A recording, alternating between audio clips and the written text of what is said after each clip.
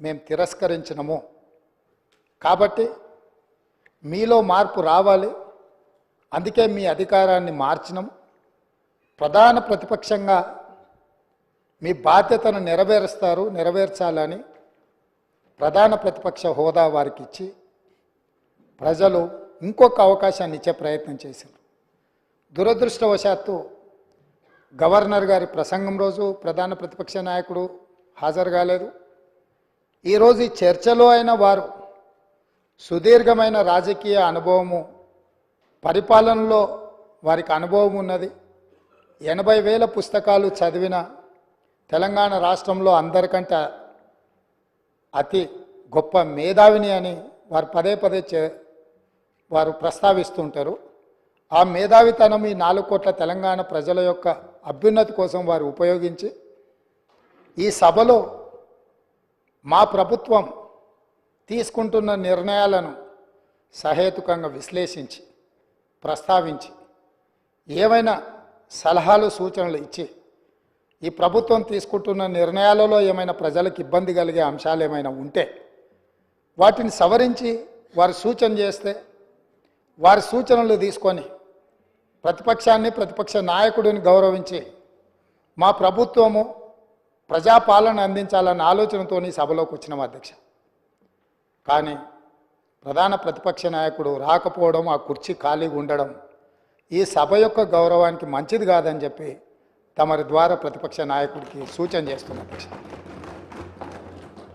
మనల్ని అందరినీ ప్రజలు ఎన్నుకొని ఒకరిని పాలకపక్షంగా, ఇంకొకరిని ప్రతిపక్షంగా, మిగతా పార్టీలను కూడా ఆయా వర్గాల యొక్క గళాన్ని, బాధను వినిపించడానికి ఈ సభలోకి పంపించినప్పుడు మన యొక్క పాత్రలను బాధ్యతాయుతంగా నెరవేర్చాల్సిన అవసరం ఉన్నది.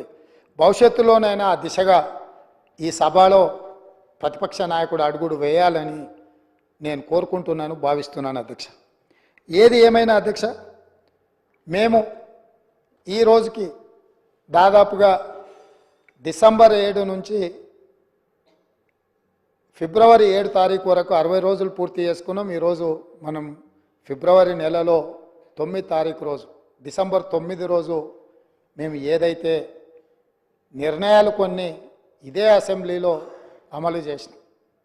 అందులో ప్రధానంగా ఆడబిడ్డలకు ఉచిత బస్సు రవాణా సౌకర్యము, బాధతోని ఆసుపత్రులలో ఆర్థిక భారం ఎక్కువై వైద్యం అందక చాలామంది పేదలు చనిపోతుంటే రాజీవ్ ఆరోగ్యశ్రీ పథకాన్ని అమలు చేయడం జరిగింది. ఈ రోజుకు సరిగ్గా పథకాలు అమలు చేసి 2 నెలలు పూర్తి చేసుకుంటున్న సందర్భంలో ఈ పథకాలు అమలు చేయడానికి సహకరించిన నా మంత్రివర్గ సహచరులకు, మా శాసనసభ్యులందరికీ కూడా మనస్ఫూర్తిగా వారికి అభినందనలు తెలియజేస్తున్నా అధ్యక్ష.